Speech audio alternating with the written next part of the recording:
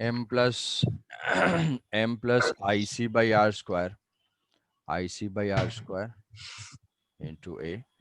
तो a की value, sir आपकी आवाज ब्रेक हो रही है। a is equal to, add कर देंगे इक्वेशन 1 और 6। इक्वेशन 1 और 6 को ऐड करने से a की वैल्यू आ जाएगी, और a इज इक्वल टू, ये होगा M G sine theta, M G sine theta. Equation 1 6 को ऐड करना है, equation 1 6 M G sine theta divided by M plus I C by R square. R square. M common ले लेते हैं, अगर यहाँ से एम कॉमन ले लेते हैं, या फिर ऐसे समझ लो कि यहाँ पे एम से मल्टीप्लाई और डिवाइड किया, एम कॉमन हुआ तो ये एम एम कैंसिल आउट हो जाएगा, ये हो जाएगा G sine theta divided by 1 + I C by M R square. तो फाइनली जो a की वैल्यू है, a की value G sine theta divided by 1 + I C by M R square. अब इसको जो है, अगर मान लो ऑब्जेक्ट जब हमारा फ्रिक्शन नहीं था, फ्रिक्शन नहीं था, सर हाँ बोलो। हम्म, अ, हाँ सर ठीक है, आपने एक को कॉमन ले लिया, ठीक है सर। तो अगर फ्रिक्शन नहीं होता, फ्रिक्शन नहीं होता तो क्या रोटेशन पॉसिबल था? रोटेशन पॉसिबल नहीं था। क्यों? क्योंकि फ्रिक्शन की वजह नो सर। से, फ्रिक्शन की वजह से ही रोटेशन हो रहा है। क्यों? फ्रिक्शन ही टॉर्क दे रहा है, फ्रिक्शन के टॉर्क देने की वजह से वो रोटेट कर रहा है। तो अगर फ्रिक्शन जीरो होता, फ्रिक्शन जीरो होता तो रोटेशन नहीं होता, रोटेशन नहीं होता तो ये आईसी की वैल्यू नहीं आती। जब आईसी की वैल्यू नहीं आती तो ऑब्जेक्ट का एक्सेलरेशन कितना होता? जी साइन थीटा। रोटेशन नहीं होता तो ऑब्जेक्ट प्योर ट्रांसलेशन करता। और अगर याद करोगे कि स्मूथ इंक्लाइंड प्लेन पे किसी भी ऑब्जेक्ट को अगर एम मास का ब्लॉक है, इसको हम रिलीज करते थे, तो इसका एक्सेलरेशन कितना आएगा? Net force divided by mass, M G sine theta divided by M. तो वो क्या होगा? हमेशा जी साइन थीटा। कि रोटेशन अगर है, रोटेशन नहीं है, ओनली ट्रांसलेशन है। फ्रिक्शन अगर नहीं होगा, फ्रिक्शन नहीं होगा तो रोटेशन ही नहीं होगा। जब रोटेशन नहीं होगा तो आईसी वाला टर्म क्या होगा? जीरो हो जाएगा। आईसी वाला टर्म रोटेशन जीरो हो जाएगा तो ए की वैल्यू क्या आएगी? जी साइन थीटा, जो कि पहले भी आती थी कि अगर जी स्मूथ साइन सरफेस से, थीटा। स्मूथ सरफेस से किसी भी ऑब्जेक्ट को हम रिलीज करेंगे तो उसका एक्सेलेरेशन जी साइन थीटा होता था। यहाँ पे सेम टाइप का आ रहा है, G sine theta divided by 1 + some extra term है। मतलब ट्रांसलेशन के कंपैरिजन में कोई भी ऑब्जेक्ट, जैसे मान लो ऐसा दिया हुआ है कि कोई एक सॉलिड स्फीयर है, उस सॉलिड स्फीयर को बिल्कुल स्मूथ सरफेस से रिलीज करें और रफ सरफेस पे रिलीज करें। एक बार वो स्लाइड करते करते नीचे आ रहा है, दूसरी बार वो रोल करते हुए नीचे आ रहा है, तो किस केस में एक्सेलेरेशन ज्यादा होगा? एक्सेलेरेशन जो है सर रोल ट्रांसलेशन, वाले में रोलिंग केस। रोलिंग, रोल अब रोलिंग केस में क्या हो गया? एक्सेलेरेशन ज्यादा होगा, मैक्सिमम होगा। ये अगर सर इस, जी साइन थीटा जिसमें जी होगा हाँ, ओनली स्मूथ, ट्रांसलेशन में। स्मूथ सरफेस से एक सॉलिड स्फीयर रिलीज किया और रफ सरफेस से सॉलिड, रफ सरफेस से रिलीज किया, रफ सरफेस से अगर रिलीज किया, किस केस में एक्सेलरेशन ज्यादा होगा? एक्सेलरेशन स्मूथ वाले केस में ज्यादा स्मूथ होगा। में तो स्मूथ वाले फ्रिक्शन केस नहीं में लगेगा, यहाँ फ्रिक्शन नहीं लगेगा। यहाँ पे जी साइन थीटा होगा। अब मान लो यहाँ पे मैंने इसको मान हाँ लिया, सर मान लो इसको डिस्क मान लेता हूँ, डिस्क मान लिया, तो इस केस में एक्सेलरेशन क्या हो जाएगा? डिस्क के लिए आईसी की value mr²/2, mr²/2 divided by mr², 1/2, 1 + 1/2 को ऐड करोगे कॉम्प्लेक्स मैथमेटिक्स से तो 3/2 आएगा। फिर वो हो जाएगा 2g साइन थीटा बाई 3, तो ये आ जाएगा 2g साइन थीटा बाई 3।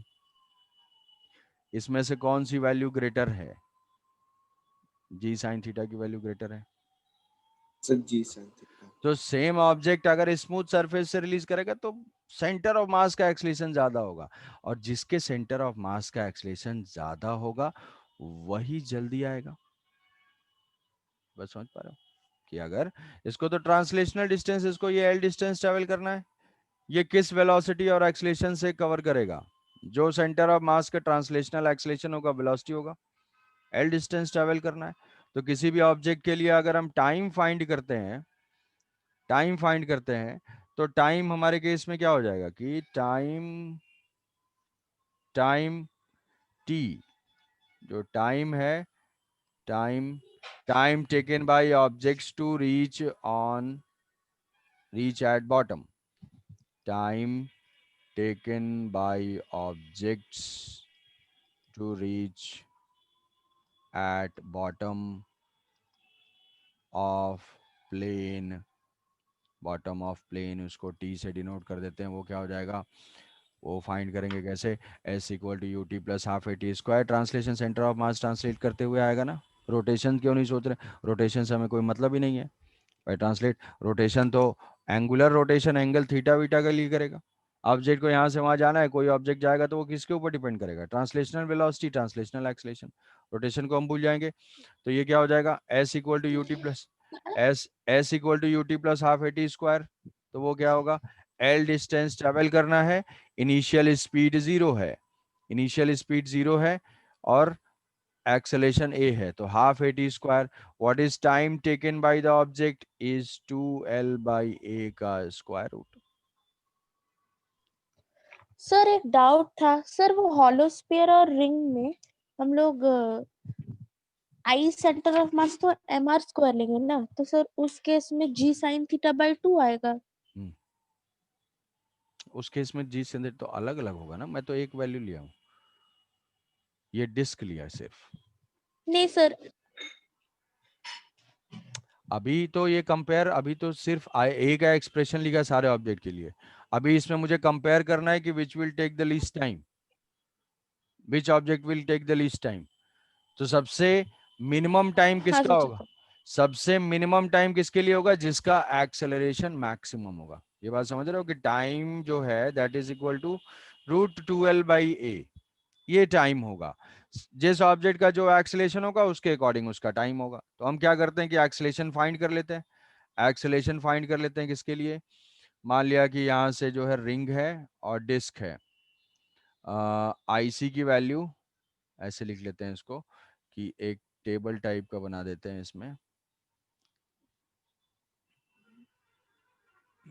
इसमें ऑब्जेक्ट होगा, आईसी होगा और ए होगा, यहाँ पे ये है आईसी और ये है ए, और यहाँ पे रिंग है, डिस्क है, सॉलिड स्फीयर है और हॉलो स्फीयर है।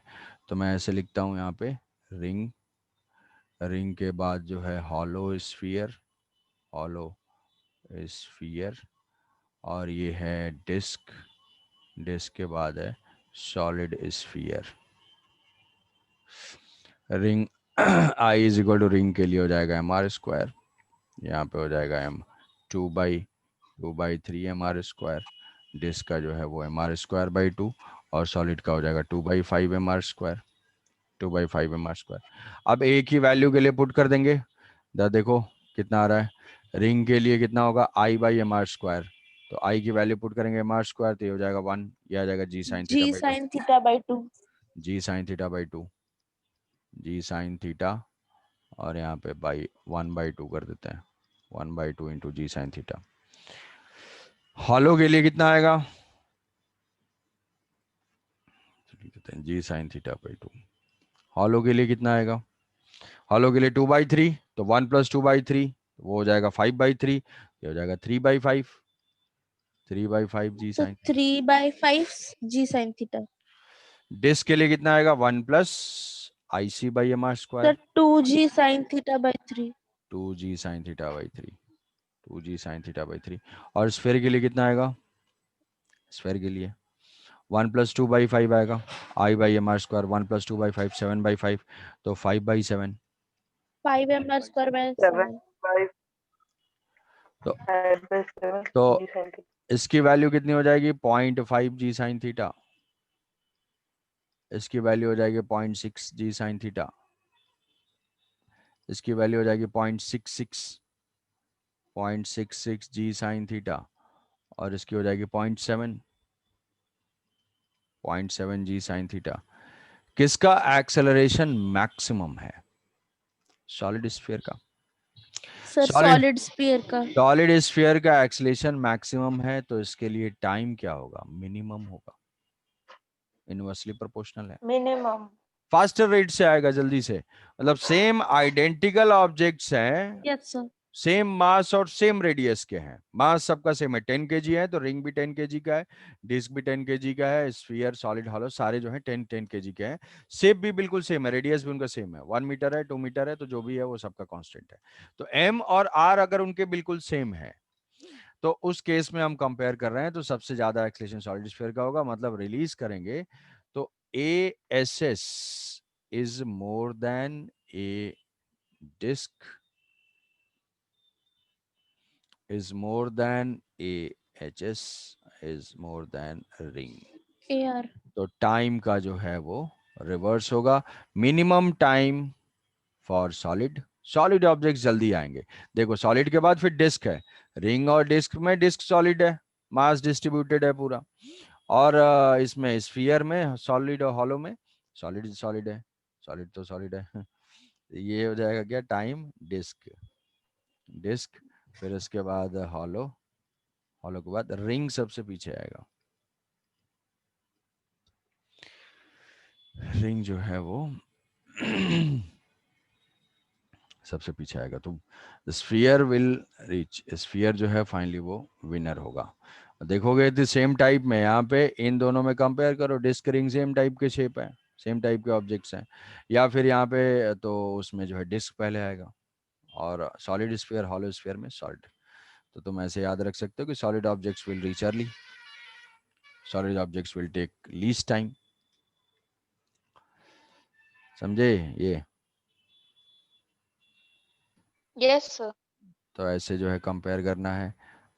अब हाँ मान लो सर। उसके मासेस रेडियस अलग अलग होंगे, तो हमारे पास ये फॉर्मूला है G sine theta by 1 + I/m r²।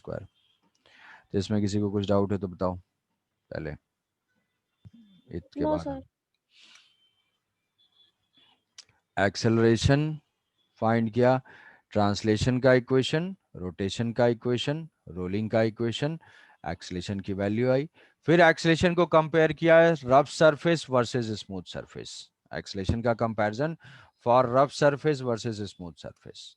Smooth surface होगा, दिया हुआ है कि एक स्मूथ सरफेस है, ऑब्जेक्ट इज रिलीज्ड, अगर स्मूथ सरफेस है ये चारों ऑब्जेक्ट छोड़े जाएंगे एक साथ टॉप मोस्ट पॉइंट से, तो सबसे मिनिमम टाइम किसके लिए होगा अगर स्मूथ सरफेस में ये चारों ऑब्जेक्ट्स रिलीज किए जाए?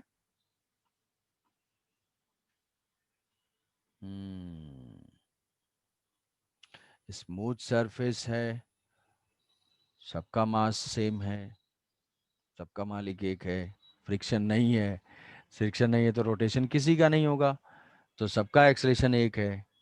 क्या है वो? जी साइन थीटा। जब जी साइन थीटा है तो स्मूथ सरफेस पे सारे ऑब्जेक्ट्स एक ही साथ आएंगे। लिखना, लिखना पड़ेगा भाई, कंक्लूजन इधर उधर से मतलब ऐसा हो जाता है कि बिल्कुल सेम टाइप का क्वेश्चन पूछा जाए तब तो तुम आंसर दे पाओगे, थोड़ा बहुत भी इधर उधर अगर हुआ तो एप्लीकेशन नहीं हो पा रहा है। On smooth surface, on smooth surface, totally smooth surface, वो क्या हो जाएगा, मतलब तुम्हें क्या चाहिए शॉर्टकट ना, disc is equal to hollow sphere is equal to ring, क्योंकि इसमें तो किसी का रोटेशन नहीं है, रोटेशन नहीं है, सबका एक्सलेशन जी साइन थीटा, फ्रिक्शन नहीं, फ्रिक्शन नहीं तो रोटेशन नहीं, रोटेशन नहीं तो आईसी वाला टर्म नहीं, आईसी वाला टर्म नहीं तो acceleration equal G sine theta, all objects will reach on same time, एक साथ पहुंचेंगे, ना कोई पहले ना कोई बाद में, सब लोग साथ साथ। बट जब फ्रिक्शन आया तो फ्रिक्शन में जिसका एक्सलेशन ज्यादा होगा उसको मिनिमम टाइम लगेगा, एक्सलेशन ज्यादा सॉलिड का होगा इसलिए फ्रिक्शन सॉरी सॉरी टाइम सबसे कम होगा। समझे? ये नहीं, ये ध्यान देना है स्मूथ है या रफ है, पता चला कि स्मूथ सरफेस दिया हुआ है और तुम लगे हुए हो कैलकुलेशन करने में, मुझे तो फॉर्मूला पता है G sine theta divided by I/m r² करता हूँ, तुरंत एकदम करेक्ट आंसर बताऊंगा। Smooth surface, no rolling, same acceleration same time for all the shape. Rough surface, rolling motion, rolling motion में ऐसे ये होगा टाइम और ये होगा आंसर। ठीक है, क्लियर?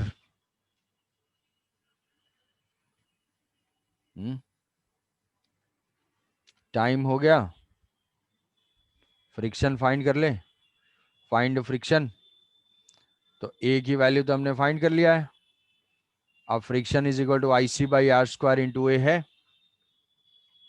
Find friction. तो आई सी बाई ए की वैल्यू को पुट कर देना है बस, और थोड़ा सा सिंप्लीफाई कर देना है इसमें। तो ऐसा है, A is equal to G sine theta. इसको एक दो बार प्रैक्टिस करना है और इसको बिल्कुल याद कर लेना है।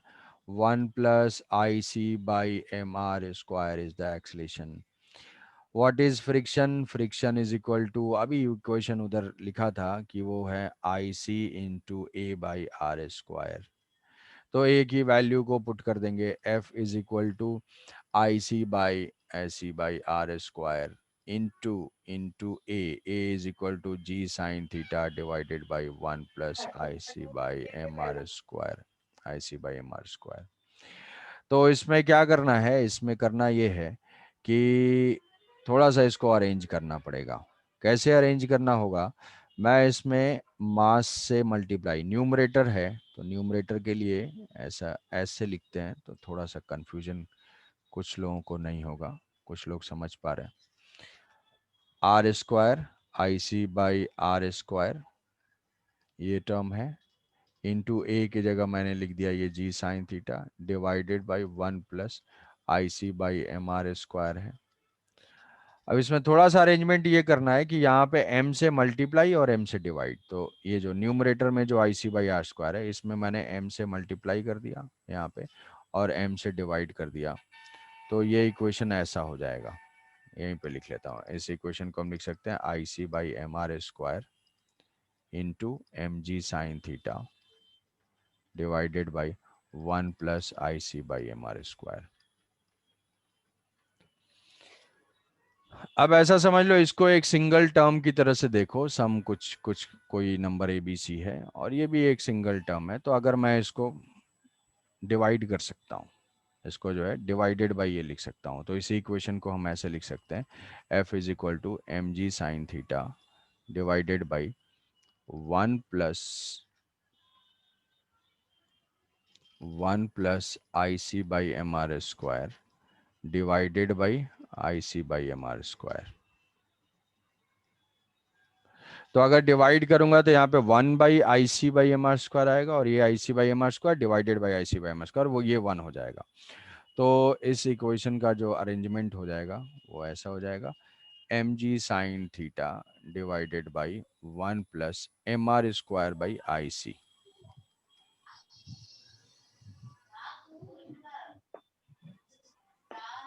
Yes sir. M G sine theta is equal to, it is not equal to mu into N, मतलब mu M G cos theta नहीं है। ठीक है, ये चीज ऐसे लिखना है और इसको क्रॉस कर देना है। कभी कभी ये हो सकता है, ये तो लिमिटिंग वैल्यू होती है, हमेशा थोड़ी स्टैटिक फ्रिक्शन की वैल्यू लिमिटिंग के बराबर होगी, कभी नहीं। तो डिपेंड करेगा, जस्ट जब स्लिप करने की टेंडेंसी होगी तो ये हो जाएगा, F is equal to M G sine theta divided by I C M R square by I, ये हो जाएगा फ्रिक्शन। तो अब इसमें क्वेश्चन ये पूछा जाता है, क्वेश्चन ये आएगा, तुम्हें दिया होगा कि find the minimum coefficient of friction for pure rolling. हमें जो है फाइंड करना है कि what should be the minimum coefficient of friction. मतलब ऐसा नहीं, मतलब कितना कोफिशिएंट ऑफ फ्रिक्शन की वैल्यू हो कि भाई हम प्योर रोलिंग इंश्योर कर पाए। कि स्मूथ सरफेस था तब तो नहीं हो रहा था, लेकिन अगर स्मूथ सरफेस नहीं है, रफ सरफेस है, तो उसकी कुछ एक मिनिमम वैल्यू होनी चाहिए, तभी उस पर प्योर रोलिंग हो पाएगा। नहीं तो हम रखेंगे तो फिर से वो स्किडिंग स्टार्ट हो जाएगी, वो स्लिप करता हुआ आएगा, रोलिंग नहीं हो पाएगी। तो अगर हमें फाइंड करना है कि minimum coefficient of friction for pure rolling, तो उसके लिए क्या करेंगे, क्वेश्चन दिया रहेगा, मिनिमम फॉर मिनिमम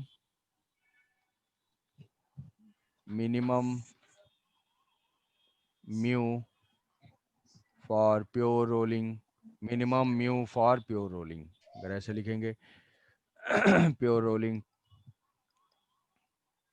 तो प्योर रोलिंग के लिए जब भी अगर मिनिमम फ्रिक्शन होगा तो ये जो फ्रिक्शन की वैल्यू है मिनिमम अगर होता है तो क्या होगा, एफ शुड बी, जो भी फ्रिक्शनल फोर्स अगर प्योर रोलिंग है तो this should be less than equal to limiting होना चाहिए, this should be less than equal to limiting. Yes sir. कि अगर प्योर रोलिंग है तो स्टैटिक फ्रिक्शन है and that static friction must be less than or equal to limiting. Minimum find करने के लिए हमेशा यही करना होता है। तो ये हो जाएगा एफ मैंने फाइंड किया हुआ है वो है mg sin थीटा। कहीं पे भी लैडर वाला प्रॉब्लम याद होगा, वहां पे भी पूछा था कि भाई मिनिमम क्या होना चाहिए कि सीढ़ी पे से कोई आदमी गिरे नहीं, कि स्किड ना करे वो। म्यू इंटू एन, तो यहाँ पे म्यू और एन की वैल्यू जो है वो हो जाएगा M G cos theta. M G cos theta तो एम जी कैंसिल जी, ये क्या हो जाएगा, mu should be greater than equal to tan theta divided by 1 plus M R square divided by I C. तो different different object के लिए different different mu required है। Ring के लिए tan थीटा बाई 2 हो जाएगा, डिस्क के लिए 2 tan थीटा बाई 3 हो जाएगा, जो भी थीटा गिवन होगा उसके हिसाब से सारे ऑब्जेक्ट्स के लिए म्यू की वैल्यू चेंज होती जाएगी। तो हम म्यू मिनिमम भी यहाँ से लिख सकते हैं, mu minimum is equal to tan theta divided by 1 plus M R square by I C. तो ये अगर फॉर्मूला याद रह जाता है तो बहुत अच्छी बात, नहीं अगर याद रहे तो भी कोई बात नहीं है। इक्वेशन लिखने में मुश्किल से एक दो स्टेप लिखने पड़ेंगे, फ्रिक्शन आएगा, फ्रिक्शन से जो है हम ये लिमिटिंग फ्रिक्शन भी फाइंड कर सकते हैं। अब मान लो पूछा जाएगा कि यार व्हाट इज द स्पीड, भाई जब ये बॉटम मोस्ट पॉइंट पे आया what is the kinetic energy, what is kinetic energy, यहाँ से जो है ये रोल करते हुए आ रहा है, यहाँ से मैंने उस ऑब्जेक्ट को रिलीज किया और ये रिलीज करते करते क्या आ रहा है, ये यहाँ पे आ रहा है, यहाँ पे आ रहा है। तो इसके लिए पूछेगा कि यहाँ से हमने रिलीज किया, ए एंड अल्फा से आया, तो अब यहाँ पे आते आते कुछ वेलोसिटी गेन करेगा भाई, कुछ वेलोसिटी गेन करेगा, कुछ यहाँ पे एंगुलर वेलोसिटी गेन करेगा, रोटेशन भी हो रहा है, ये भी हो रहा है, और प्योर रोलिंग भी है, प्योर रोलिंग है तो v is equal to omega R भी है। तो मान लो हमें ट्रांसलेशनल काइनेटिक एनर्जी लिखना होगा, तो ट्रांसलेशनल काइनेटिक एनर्जी में मैं क्या लिख लूंगा, हाफ m इंटू वी का स्क्वायर। v की वैल्यू फाइंड करनी होगी तो कैसे फाइंड करेंगे, जो ट्रांसलेशन का इक्वेशन होता है, a की वैल्यू कांस्टेंट है तो v is equal to U plus A T, rest से रिलीज किया गया तो v is equal to A T. यहाँ से जो है a की वैल्यू, a कौन सी वैल्यू, ऊपर वाली वैल्यू है। रोटेशनल काइनेटिक एनर्जी फाइंड करना होगा तो उसके लिए हो जाएगा half I C into omega square, I C omega square, तो आई सी की वैल्यू जो भी होगी, ओमेगा की वैल्यू कैसे फाइंड करेंगे, ओमेगा की वैल्यू होती है omega is equal to omega naught plus alpha T, plus alpha T. Omega naught मतलब इनिशियल एंगुलर वेलोसिटी, इनिशियली तो हमने रेस्ट से रिलीज किया था, तो ओमेगा की वैल्यू हो जाएगी अल्फा इंटू टी, ठीक है। या फिर ओमेगा की वैल्यू हो जाएगी यहाँ से बी स्क्वायर, हम थर्ड इक्वेशन में कि मान लो डिस्टेंस दिया हुआ है कि एल डिस्टेंस के बाद कितनी होगी, या एल बाई 2 पे क्या होगा, तो यहाँ पे टाइम के बजाय हम क्या कर सकते हैं, 2as में भी कर सकते हैं, V square is equal to U square plus 2as, तो यहाँ पे 2al भी लिख सकते हैं भाई। सेम तरीके से यहाँ से 2 अल्फा और जितना भी रोटेशन हुआ होगा टोटल वो जो है यहाँ पे एंगुलर डिस्प्लेसमेंट में कर सकते हैं। तो translational kinetic energy, rotational kinetic energy, उनका रेशियो, नेट काइनेटिक एनर्जी क्या होगा, वो ट्रांसलेशन प्लस रोटेशन हो जाएगा, ट्रांसलेशन प्लस रोटेशन हो जाएगा।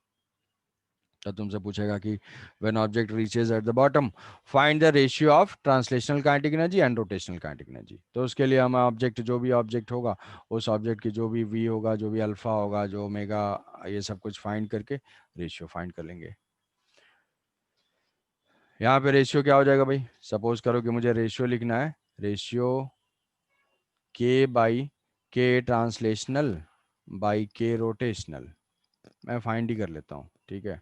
कहोगे क्या सर ये क्या बात हुई, के ट्रांसलेशनल प्लस के रोटेशनल, मैं कुछ करूँगा थोड़ी, एक तो फीस भी दूँ ऊपर से पढ़ूँ भी मैं, ये काम दोनों नहीं करूँगा।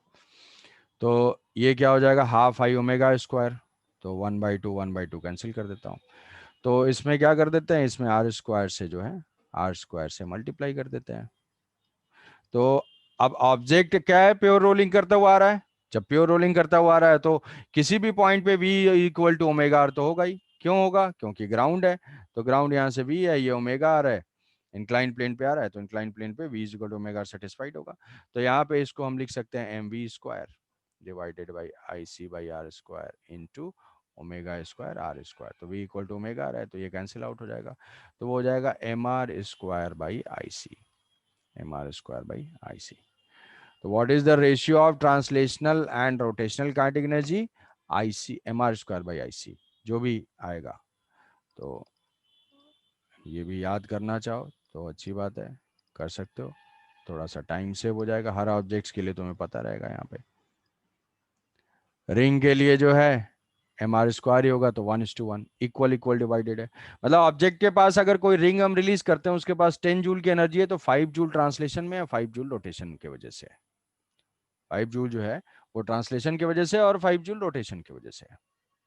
डिस्क में हम देखेंगे तो डिस्क में क्या होगा, डिस्क में mr स्क्वायर बाई 2 हो जाएगा, तो वहां पे 2:1, मतलब ट्रांसलेशनल काइनेटिक एनर्जी और रोटेशनल काइनेटिक एनर्जी 2:1 है, मतलब एक 2/3 होगा, दूसरा 1/3 होगा। तो ऐसे ऐसे क्वेश्चन भी आते हैं कि दोनों अगर बॉटम में है तो ये रिजल्ट अगर याद रहेगा तो डायरेक्टली आंसर कर सकते हो। तो ये काइनेटिक एनर्जी का रेशियो, tan थीटा का रेशियो, फ्रिक्शन फाइंड करने के लिए, एक्सलेशन फाइंड करने के लिए, टाइम फाइंड करने के लिए, वी सब कुछ इसमें फाइंड हो गया।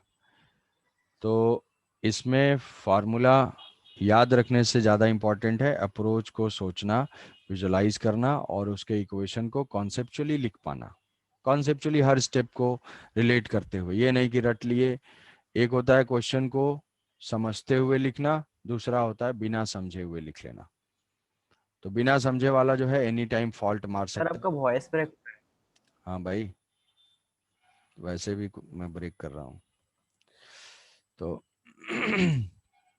कि क्वेश्चन को जो है समझते हुए लिखना, तो कॉन्सेप्चुअली तुम्हें हर स्टेप जो है सोच सोच के कोई भी क्वेश्चन लिखो तो बैक ऑफ द माइंड ये चीज होना चाहिए कि ये क्वेश्चन क्यों है, ये क्वेश्चन कहाँ से है, कैसे लिखा। क्योंकि अगर कुछ बेसिक में चेंज होता है, किसी क्वेश्चन में कुछ चेंज होता है, तो वहां पे वो चीज तुम्हें समझ में आए कि अच्छा हाँ इसमें ये मॉडिफिकेशन है, ये चेंजेस करने हैं। ऐसे क्या है कि बिना समझे हुए बिल्कुल रट लिए, अब धुआंधार लिख रहे हो एकदम, आई अल्फार ये वो अल्फार, जैसे ज्यादातर लोग कि किसी से भी होगा पूछा जाएगा भाई रोलिंग की कंडीशन क्या है, A equal to alpha R, V equal to omega R, यही आंसर देगा, जो कि गलत है। ए इक्वल टू अल्फार तो एक केस है, F equal to mu N तो एक केस है, F equal to mu M G, वो तो सिर्फ हॉरिजॉन्टल सरफेस पे होता है। बाकी इंक्लाइन प्लेन है, कुछ वॉल है, मोटरसाइकिल वाइकिल चल रहा है, डेथ व्हील चल रहा है कहीं पे, बैंकिंग ऑफ रोड है, तो हाँ तो चीजें चेंज होती रहेंगी। तो ठीक है, आज की सेवा यहीं तक। अगर कुछ डाउट हो तो पूछो, नहीं तो एंड करते हैं।